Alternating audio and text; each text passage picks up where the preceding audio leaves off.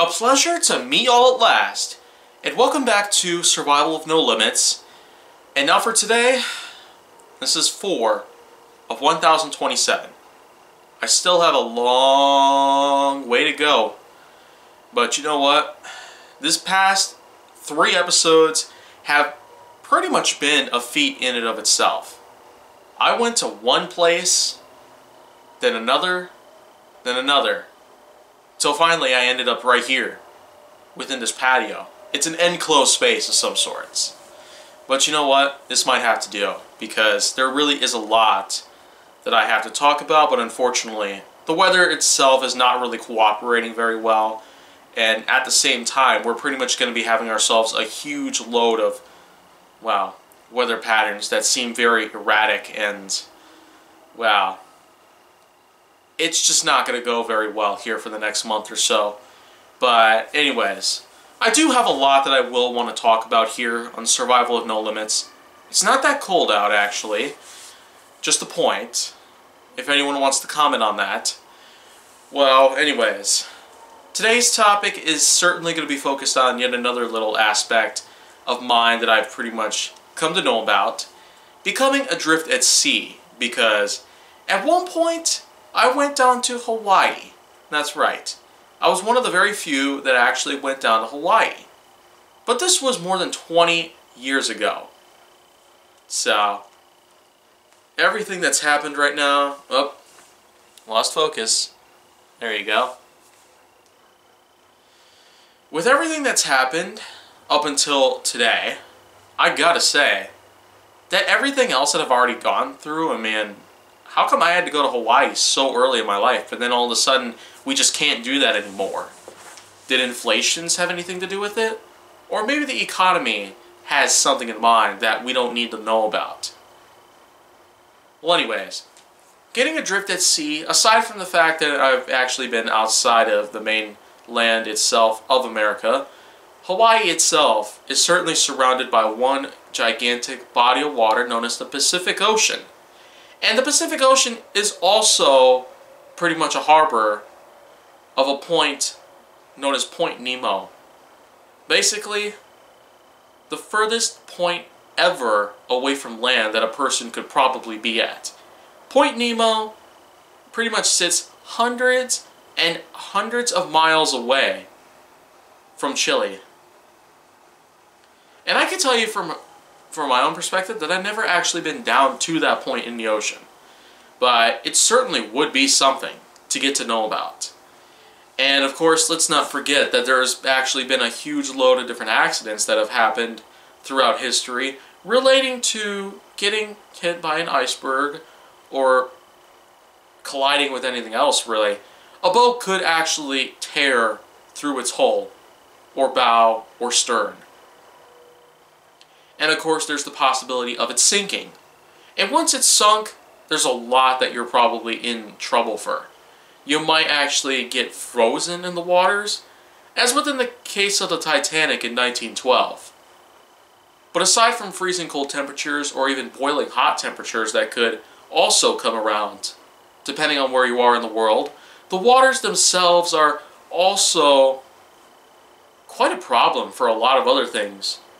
They happen to harbor a lot of life down there, and it's pretty terrifying to get to know the fact that, well, only a small percentage of the entire world's oceans have been accurately mapped to the point where we can easily recognize these spots even while glancing from the surface. Especially when we look at places like the Mariana Trench, the Challenger and Serena Deep, and a lot more. But even to this day, with the best technology that we got, we still haven't had much to do with identifying certain parts in the ocean that could probably be even deeper, from the surface down to the very bottom. The Mariana Trench still holds the record of it being the deepest point in the oceans in the entire world. And it's no wonder. The Challenger Deep itself pretty much goes down to more than 30,000 feet. More than 6 miles. That's impressive alone. But being adrift at sea, aside from everything else that we've already encompassed based on the different propositions of the whole possibility of just surviving alone, There's also the problem of you not being able to stay afloat.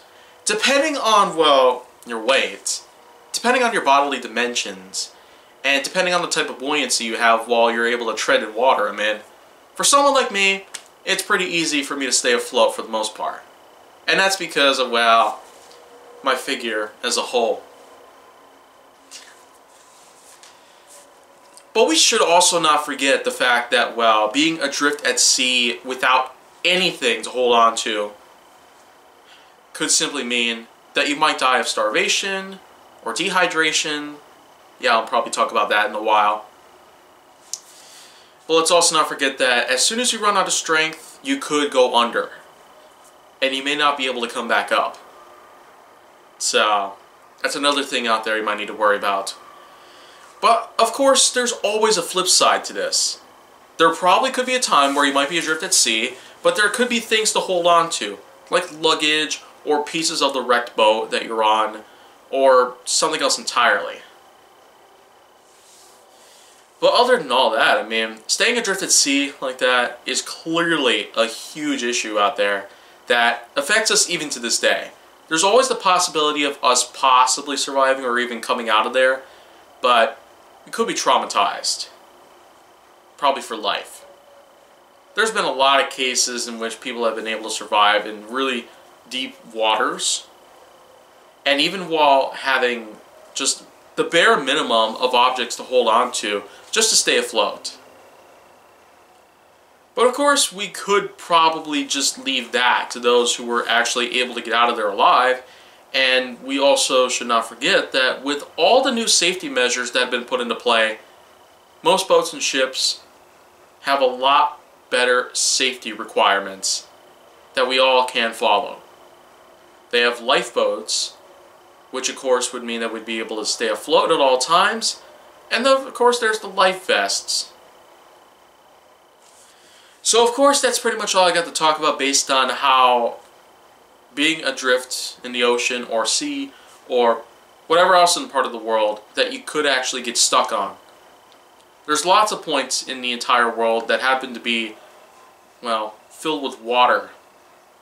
So, of course, there's always the possibility of you possibly getting trapped in this situation, or, of course, depending on one's safety requirements and also how careful and attentive people are, you probably won't end up in this kind of situation. That's pretty much all I got to talk about here. Let's just stay tuned for another subject. But if you want to see more, go down to my channel. Make sure that you like, subscribe, comment, follow me on social media, and stay on the Hollywood side.